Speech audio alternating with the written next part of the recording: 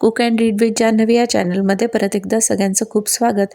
आज आपण बघणार आहोत पनीर वेजी स्टर फ्राय याची रेसिपी, ज्याच्यासाठी 200 ग्राम पनीर घेतला आहे। Red bell pepper, yellow bell pepper, French beans आणि फ्लावर यांचा वापर केलेला आहे। तुमच्याकडे ज्याही भाज्या अवेलेबल असतील त्या घालून तुम्ही असा स्टर फ्राय तयार करू शकता। आणि 1 हिरवी मिरची इथे मी वापरणार आहे। सर्वप्रथम पनीरला आपण थोड्याशा तेलामध्ये सॉटे करून घेतलेला आहे।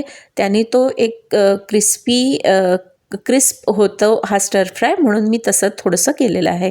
पनीरला तशी शिजवायची गरजच लागत नाही।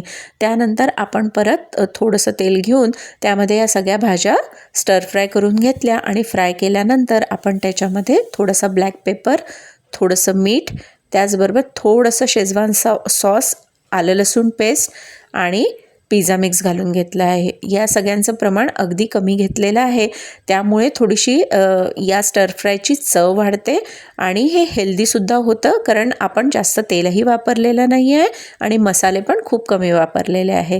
तर असा आपला healthy paneer veggie stir fry होतो तयार। अशाच नवनवीन रेसिपींसाठी आणि इतरही कंटेंटसाठी माझ्या चॅनलला शेअर, लाईक आणि सबस्क्राईब करायला विसरू नका।